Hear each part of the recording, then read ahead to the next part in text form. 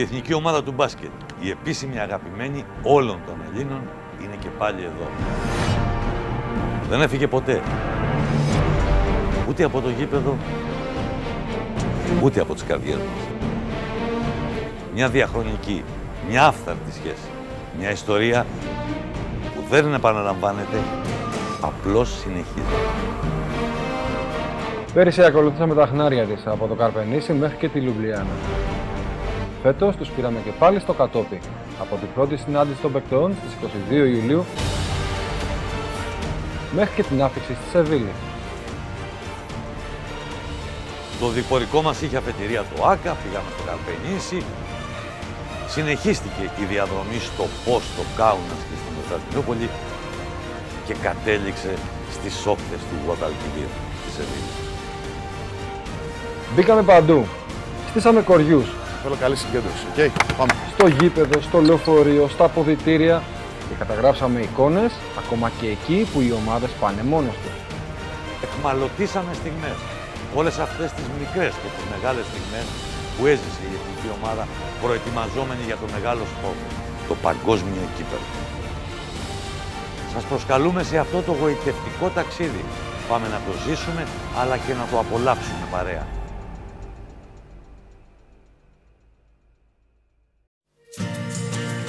Ένα λεωφορείο. Για την ακρίβεια το λεωφορείο είναι ο Πόθος, που θαρρεί βγαλμένο από το μυθιστόρημα του Τενεσί Γουίλιαμς και την ταινία του Ηλία Καζάν, κουβαλάει εξομολογημένους και ανομολόγητους πόθους μιας ζωής. Τη ζωής που δεν ζήσαμε από το 2009 και πέρα. Πέρασαν ήδη 5 χρόνια από τότε. Ήταν στο Κατοβίτσε που η επίσημη αγαπημένη ανέβαινε σε ένα βάθρο. Τα ποθημένα έγιναν αποθυμένα το 2010 στην Τουρκία, το 2011 στη Λιθουανία, το 2012 στη Βενεζουέλα και πέρυσι στη Σλοβενία. Ζήσεις! Πέρασε! Όχι! Όχι! Ειλικρινά σας λέω, επειδή παρακολουθώ την εθνική ομάδα όπως κάθε ένας που ασχολείται με τον μπάσκετ πολλά χρόνια, πάρα πολλά χρόνια, πράγματι η ομάδα δεν έχει καταφέρει από το 2009 να είναι στα μετάλλια, αλλά από εκεί και πέρα πιστεύω ότι έχει καλές παρουσίες.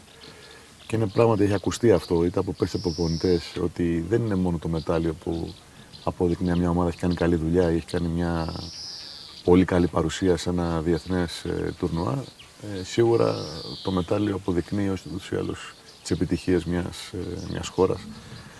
Και πιστεύουμε ότι θα κάνουμε τη δουλειά αυτή αυτό το διάστημα μέχρι το μουντομπάσκετ, μέχρι να ξεκινήσει το μουντομπάσκετ, για να έχουμε μια πολύ καλή παρουσία και να πηγαίνουμε έτσι μέρα-μέρα, παιχνίδι με το παιχνίδι, για να μπορέσουμε να δούμε πού να φτάσουμε. Και είναι αλήθεια ότι όταν μια ομάδα αλλάζει προπονητές, και ειδικά από διαφορετικές σχολές, έτσι, είναι και λίγο δύσκολο.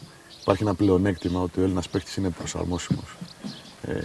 Είναι από τις πιο έξυπνες φυλές του μπάσκετ που υπάρχουν στον κόσμο, όχι μόνο στην Ευρώπη. Και είναι πολύ προσαρμοστικοί και καταφέρουν πολύ εύκολα να προσαρμοστούν στη φιλοσοφία του εκάστοτε προπονητή.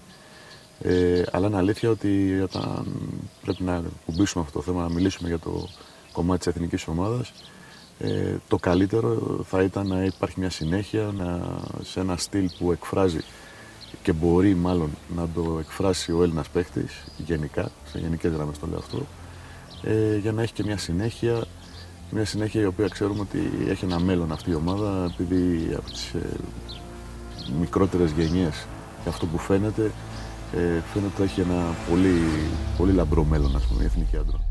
Το ρολόι γυρίζει ένα χρόνο πίσω. Nothing can stop my dreams. Ιούλιος του 2013, στην ίδια θέση, με την ίδια θέα, με τα ίδια όνειρα. Το A View to a Dream που πλασάρισε στο Καρπενήσι ως σύνθημα για την επιχείρηση Ευρωμπάσκετ 2013 ο Αντρέα Τρινκέρι, από όνειρο με θέα κατάντησε εφιάλτης με κλειστό ορίζοντα.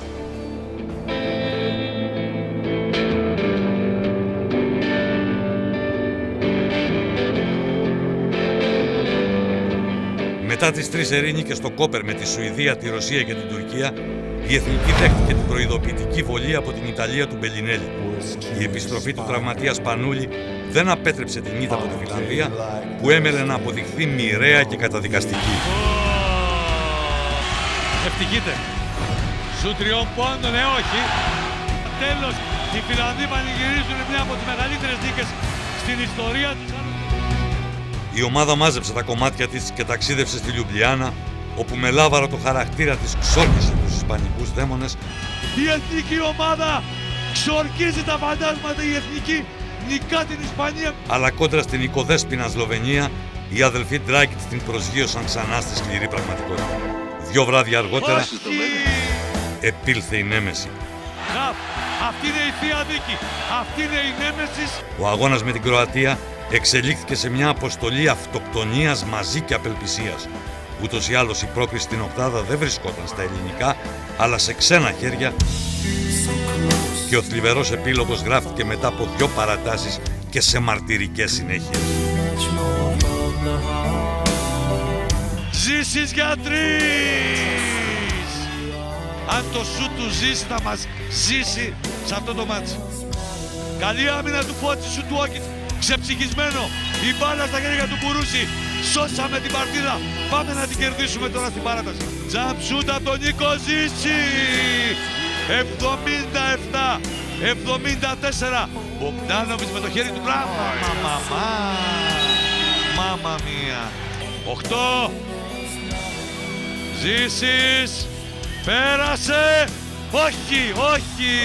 Δεν του κάνει μπάλα το χατήρι. Βάζει και τις 2 ο Ρούντες. Και οι Κροάτες έχουν 4 τώρα, ό,τι και να κάνει ο Σλούκας. Τελειώνει το μάτς.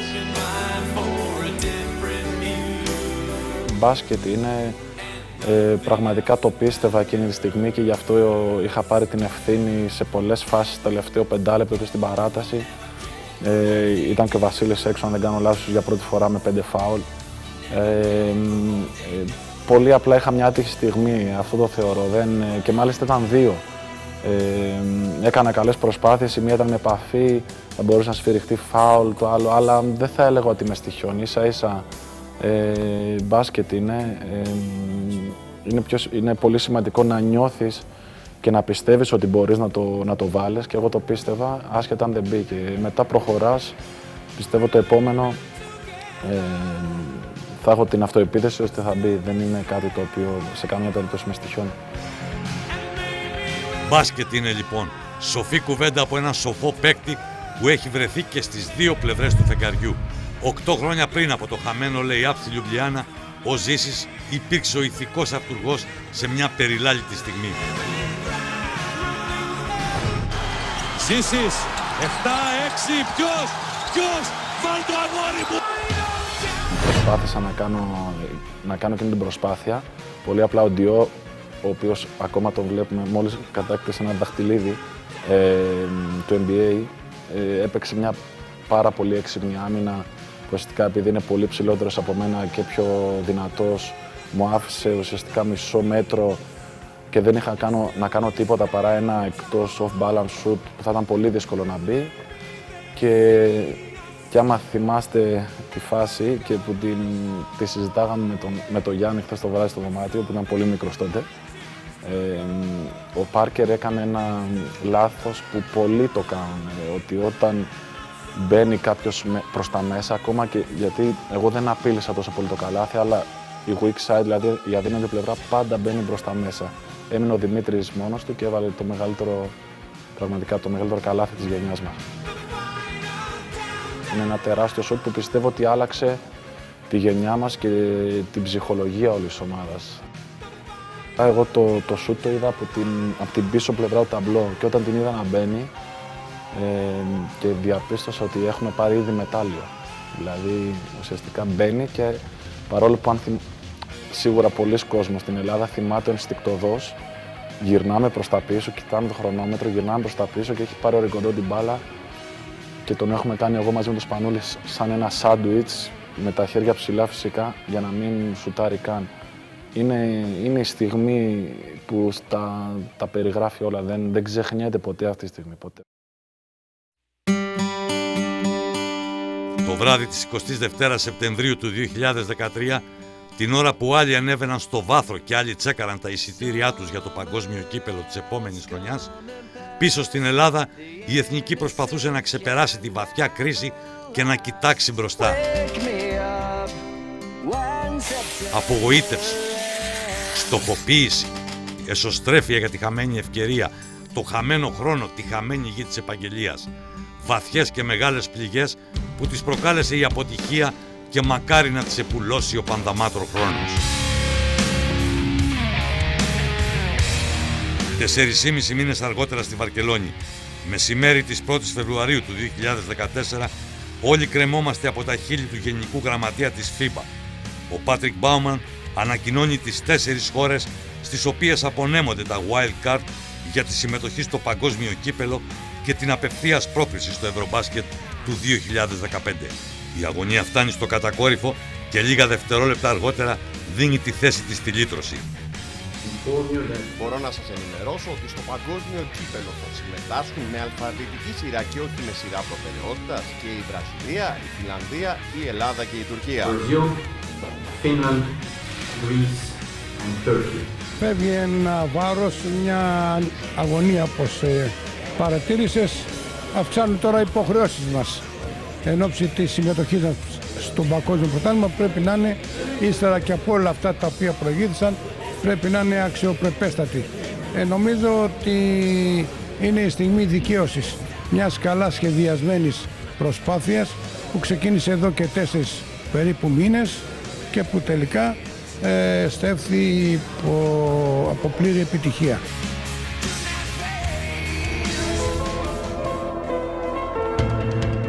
Στην κλήρωση της επόμενης μέρας η Ελλάδα πέφτει στον όμιλο που θα φιλοξενηθεί στη Σεβίλη μαζί με τη Σενεγάλη, τις Φιλιππίνες, το Πουέρτο Ρίκο, την Κροατία και την Αργεντινή, στην οποία παρεπιπτόντως η εθνική αισθάνεται πως έχει να ξεπληρώσει τα διαμαρτυρημένα γραμμάτια των χαμένων προημιτελικών των Ολυμπιακών Αγώνων στην Αθήνα και στο Πεκίνο.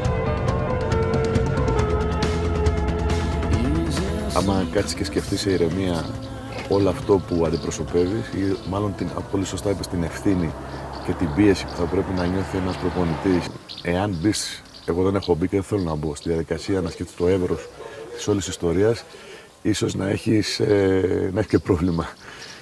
Οπότε έχω μείνει καθαρά στο μπασκετικό κομμάτι, ενώ δηλαδή στο τεχνικό κομμάτι, αλλά πράγματι το μέγεθος είναι μεγάλο, η ευθύνη είναι τεράστια. Είναι αλήθεια ότι υπάρχει μια επιρροή, έχω μια επιρροή πια τα τελευταία χρόνια που ζω, τα τελευταία 9 χρόνια στην Ισπανία, όσο αφορά το κομμάτι της ταχύτητας. Δεν είναι κάτι, δεν είναι μια ανακάλυψη πια. Στο μοντέρνο μπάσκετ νομίζω καταλαβαίνουμε όλοι ότι όσο περνάνε τα χρόνια, ίσως και λιγότερα ταλέντα βρίσκονται στην Ευρώπη. Έτσι, με την έννοια ότι το NBA είναι πια από πάνω, οτιδήποτε καλό που μπορεί να βγει στην Ευρώπη αμέσως το παίρνει, το πηγαίνει εκεί και μένουμε αρκετά κάθε χρόνο, δηλαδή υπάρχουν απώλειες στο ευρωπαϊκό μπάσκετ γενικότερα. Θέλω, μου αρέσει, το πιστεύω πια και αυτό είναι πολύ σημαντικό γιατί πολλές φορές μας αρέσουν πράγματα αλλά δεν μας εκφράζουν, δηλαδή το πιστεύουμε εμείς οι ίδιοι. Μας αρέσει να το βλέπουμε, λέμε θέλω να το κάνω, θα μ' άρεσε να το κάνω, αλλά άμα το πιστεύεις δεν βγαίνει. Και αμέσως ο παίκτης το καταλαβαίνει. Όταν λέω ταχύτητα δεν είναι μόνο στο ανοιχτό γήπεδο, είναι και στο μισό γήπεδο που θα παίξουμε να έχουμε το στοιχείο αυτό, έτσι, το κομμάτι της ταχύτητας και βέβαια το πιο δύσκολο κομμάτι που έχουμε να κάνουμε, το πιο δύσκολο πιστεύω εγώ που θα πρέπει μια πρόκληση, είναι να συνδυάσουμε την ταχύτητα με το μυαλό.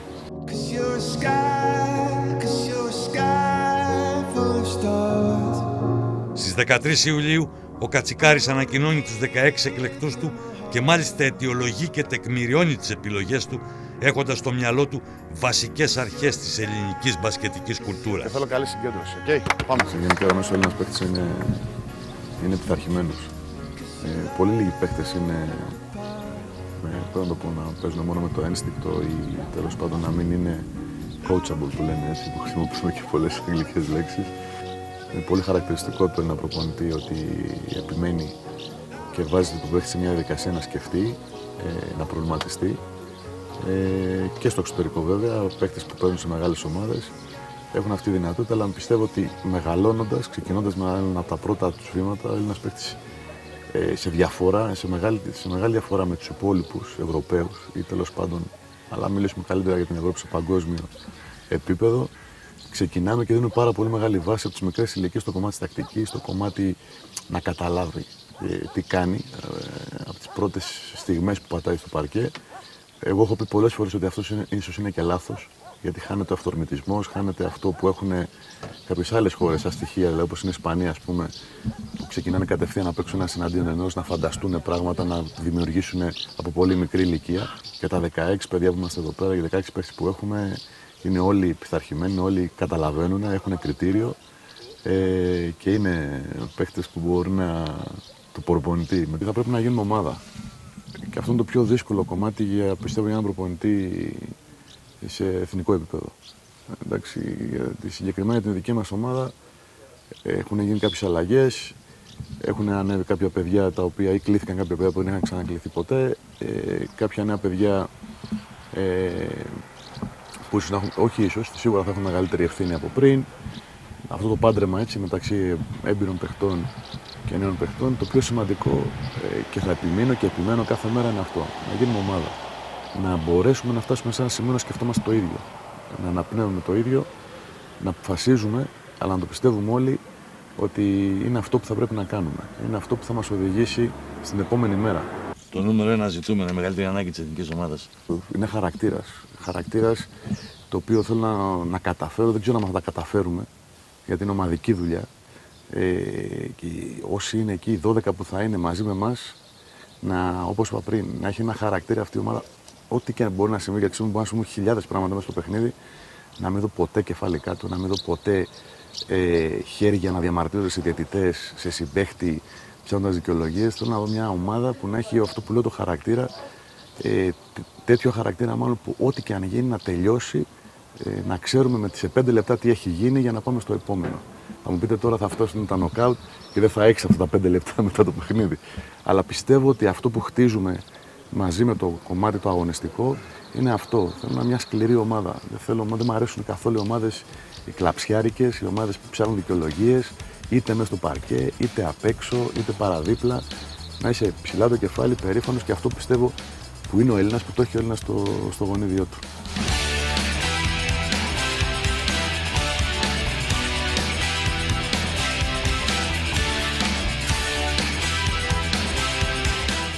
Διανύοντας μια μεταβατική φάση στην οποία παντρεύονται οι γενιές, η εθνική ομάδα θα πορευθεί σε αυτή την 7η εκστρατεία της σε μουντομπάσκετ χωρίς τον ηγέτη, τον Βασίλη Σπανούλη, αλλά και τον αρχηγό της, τον Αντώνη Φώτη.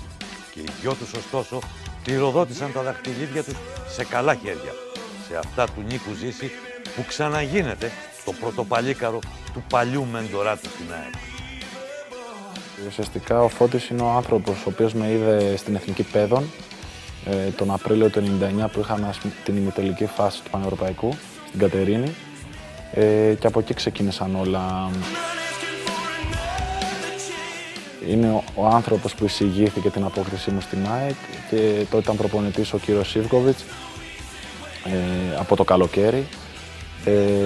Εκείνο το καλοκαίρι πήρα την μεταγραφή μου στην ΑΕΚ, έμεινα για ένα χρόνο στη Χάμ γιατί ήμουν ακόμα 16 χρονών και έπρεπε να πάρω τις απαραίτητες εμπειρίες και να ψηθώ ακόμα περισσότερο.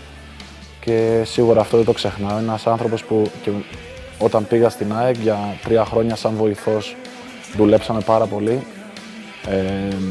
Ξεδώσαμε πολύ χρόνο στο γήπεδο και σε βασικά και έμαθα μυστικά το επαγγελματισμό και αργότερα σαν πρώτος που ουσιαστικά έκανα και τον μπαμ στην καριέρα μου πριν μετά πάρω τη μεταγραφή στην Benetton. Η εθνική ομάδα είναι η ομάδα της καρδιάς μου. Όρος το είναι πάθος, πίστη, πατρίδα, κάτι ιερό. Η εθνική ομάδα σημαίνει τιμή, περηφάνεια, με μία λέξη οικογένεια.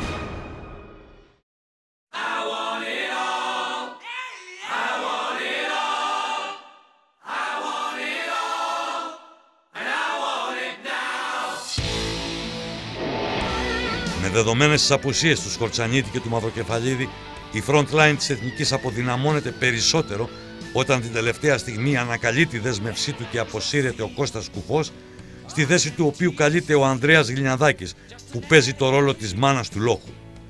Να είμαι ειλικρινής, σκεφτόμουν ότι μπορεί να υπάρξει και το τηλεφώνημα. Παρ' όλα αυτά δούλευα όλο το καλοκαίρι και συγκεκριμένα αυτή την περίοδο, οπότε θα ήμουν έτοιμος αν συνέβαινε αυτό και πραγματικά είμαι χαρούμενος που είμαι εδώ. Η αλήθεια είναι ότι μου λείψε πολύ και γι' αυτό όταν δέχτηκα το τηλεφώνημα με ενθουσιασμό του είπα ναι.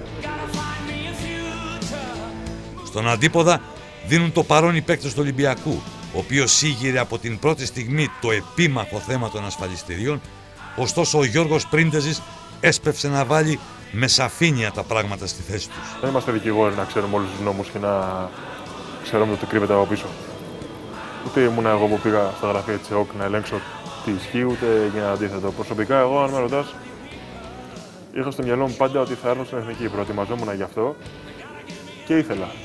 Τώρα το ποιος έχει δίκιο και ποιος έχει άδικο ή αν το ότι πρέπει να καταλάβουμε κάποιες πλευρές, σίγουρα εντάξει, εγώ δικαιολογώ το θέμα της ασφάλειας, γιατί σίγουρα και ο εργοδότης σου και η αντίστοιχη ομάδα σου έχει κάποιες απαιτήσεις από σένα και σίγουρα δεν θέλει από τη στιγμή που σε πληρώνει να γυρίσεις πίσω και να είσαι ίσα κατεμένος ή να σου παρουσιαστεί χτύπα ξύλο κάποιο πρόβλημα όπου και να αναγκασμένοι να σε πληρώνει σε εποχές δύσκολες, αλλά και να μην μπορείς να αποδώσεις έτσι όπως πραγματικά μπορείς. Περίεργο τώρα, τι να σου πω. Δεν θεωρώ ότι λείπει κάτι, εντάξει. Γενικότερα είμαι ένας άνθρωπος που δεν είμαι αχάριστος και δεν αναζητώ πράγματα τα οποία μου έχουν δοθεί. Το να βρίσκεσαι στην εθνική ομάδα είναι τιμή για τον κάθε παίκτη, είτε είναι 19 χρονών, είτε είναι 30, είτε τελειώνει την καριέρα του. Όλοι μας θυσιάζουμε τα καλοκαίρια μας για να βρισκόμαστε εδώ πέρα και είναι τιμή μας. Από εκεί και πέρα δεν θεωρώ ότι... Άμα έχουμε την υγεία μας, θεωρώ ότι όλα τα άλλα είναι καλά. Δουλεύουμε και τα διεκδικούμε εμείς στο γήπεδο. Και άμα είμαστε και εσωτερικά ισορροπημένοι, θεωρώ ότι είναι ότι καλύτερο το να βρίσκεσαι εδώ πέρα στην εθνική. Οπότε δεν πάω από την μέλη που κάτι συγκεκριμένο. Σε αυτή την ανανεωμένη εθνική ομάδα είναι απίκοη η Nouvelle Vague του ελληνικού μπάσκετ. Η χρυσή φουρνιά των παικτών που γεννήθηκαν το 1989 και το 1990 ευτύχησαν να γαλουχηθούν μέσα στους τριάμβους των μικρών εθνικών ομάδων και παίρνουν σιγά σιγά την εξουσία στα χέρια τους. Είναι ένα παγκόσμιο πρωτάθλημα, όλες οι ομάδες είναι πάρα πολύ δυνατές, οπότε δεν υπάρχει λόγος ούτε για να λέμε μεγάλα λόγια, ούτε όμως για να μειώνουμε τους εαυτούς μας και να λέμε ότι δεν πάμε για τίποτα. Να γινόμαστε καλύτεροι μέρα με τη μέρα και να φτάσουμε όσο πιο ψηλά μπορούμε. Παίζουμε πάνω απ' όλα για τους Έλληνες και την πατρίδα μας. Οι απαιτήσεις είναι πολύ ψηλές και έτσι διεκδικούμε ό,τι καλύτερο μπορούμε. Ερχόμαστε. Μια ανανεωμένη, πολλά υποσχόμενη, φιλόδοξη αλλά και αγαπησιάρικη ομάδα. Ο κόσμος αγαπάει την εθνική ομάδα. Έχει ταυτιστεί με αυτή την ομάδα. Και αντιδράσεις κάποια στιγμή ακραίες, γιατί το ξέρουμε αυτό το πράγμα, σαν Έλληνες, ξέρουμε ότι αυτές έρχονται από αγάπη. Νιώθω ότι αυτό που είπες, ότι ζητάει ο Έλληνας, θέλει ο Έλληνας να δει κάτι καλό και πιστεύω ότι ναι, όλοι θα θέλουν το μετάλλιο, όλοι θα θέλουν οποιονδήποτε να ρωτήσεις. Αυτό το που έχω ακούσει τις τελευταίες μέρες και δεν το έχω ακούσει ποτέ, αλλά δεν το είχα σκεφτεί μάλλον αυτό το πράγμα. Coach θα μας βγάλει στους δρόμους και τέτοια. Βλέπεις αυτό που θέλει ο Έλληνας, που το έχει μέσα του και το ζητάει και θα το ζητάει. Έτσι.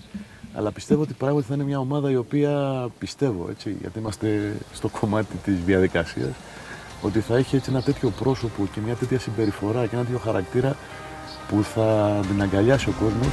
Πρέπει να παίξουμε άμυνα, να δείξουμε εμπιστοσύνη ένας στον άλλον. Συνέπεια, το καλύτερο δυνατό. Είναι διάθεση για νίκη. Πρέπει να κάνουμε τον κόσμο χαρούμενο. Δεν πρέπει να έχουμε άγχος. Be ready. Ο ΆΚΑ, 3η 22 Ιουλίου. Στο πρώτο ραντεβού της Εθνικής, η ανυπομονησία είναι διάχυτη. 5 λεπτά πριν από τις 9 εμφανίζεται ο Φώτης Κατσικάρης. 13 λεπτά αργότερα έρχεται στο Ολυμπιακό Στάδιο το νέο Wonder Boy του ελληνικού μπάσκετ, ο Γιάννης Αντετοκούμπο. Ο ίδιος έχει φροντίσει από πριν να στείλει το δικό του μήνυμα και μάλιστα είναι πολεμοχαρές.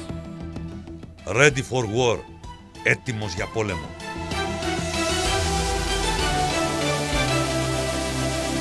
Πάμε Ελλαδάρα.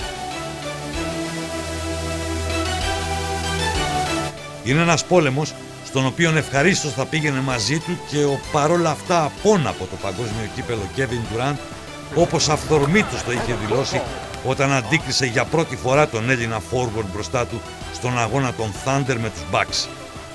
Το Ready for War σημαίνει ότι ήθελα εγώ να δείξω στον κόσμο ότι έχω έρθει δηλαδή έτοιμος για πόλεμο, γιατί είναι μια νέα αρχή για μένα και είναι η εθνική αντρώνη να πάρω το όνειρό μου και ήθελα να τους πω και να πω βασικά ότι θα κάνουμε ό,τι μπορούμε για να πολεμήσουμε το καλύτερο.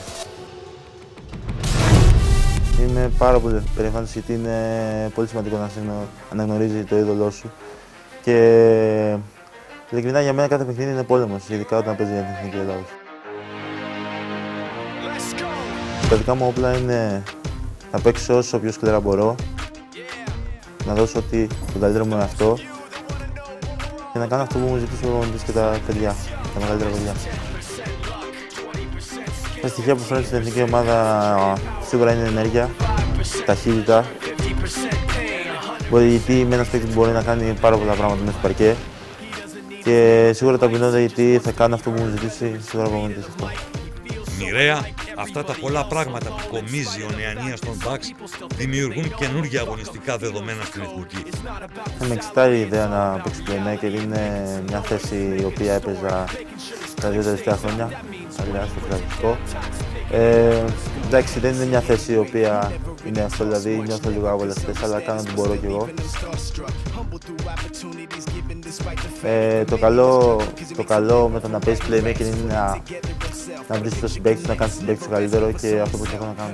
Αυτό που έχει μια άβρα ξεχωριστή, σαν παίκτης είναι στο ξεκίνημά του και το λέω πολύ ειλικρινά ότι έχει κάποια φυσικά προσόντα, κάποιο ταλέντο το οποίο ακόμα εξελίσσεται και αυτό είναι το καλό στην υπόθεσή του. Δεν έχει φτάσει στο ταβάνι του και έχει ακόμα περιθώριο να βελτιωθεί. Είναι ένα δεκτικό παιδί, δηλαδή καταλαβαίνει και πολύ γρήγορα μπαίνει στη διαδικασία αυτή, σε αυτά τα πράγματα που θα πρέπει είτε στην ατομική τακτική, γιατί δεν είναι μόνο το κομμάτι της τεχνικής, είναι της τακτικής, πολύ σημαντικό για να μπει και να προσαρμοστεί σε μια καινούργια πρόκληση που έχει στη πολύ σύντομη και πολύ μικρή καριέρα του. Αλλά είναι αλήθεια, αλλά θέλω με πιάνει να το λέω αυτό τώρα, ότι γιατί θέλει μια ιδιαίτερη προσοχή, έτσι η είσοδος του Γιάννη στην ομάδα, ούτε να το φορτώσουμε όλοι. Και το λέω ειλικρινά, η δικιά σας δουλειά σίγουρα, γιατί ψάχνουμε, θέλουμε και δεν είμαστε μια χώρα που βγαίνουν τα ταλέντα ή τέτοια ταλέντα κάθε μέρα ή κάθε 2 χρόνια ή κάθε 5. Θέλει πολύ ιδιαίτερη προσοχή από όλους, να τον αφήσουμε ήρεμο, να ζει στην ηλικία του. Και αυτό που το λέω είναι πολύ σημαντικό, γιατί είναι ένα παιδί που είναι πολύ ώριμες οι δηλώσεις του. Σε οτιδήποτε συζητήσει, βλέπεις ότι από ένα 19χρονο κάποια λόγια ή κάποιες δηλώσεις που κάνει ή κάποιες συνεντεύξεις, και είναι συνεντεύξεις ενός ώριμου αθλητή, πολύ συνειδητοποιημένου, και πιστεύω ότι θα πρέπει να ζει στην ηλικία του, γιατί θα κάνει και τόσο καλό να οριμάσει ή τέλος πάντων να μπει στη διαδικασία της σκέψης, το τι θα πρέπει να πω, τι θα πρέπει να κάνω, να ζήσει αυτό που είναι, να ζήσει κανονικά δηλαδή το παιχνίδι ενός 19χρονου, το οποίο του αρέσει και το απολαμβάνει.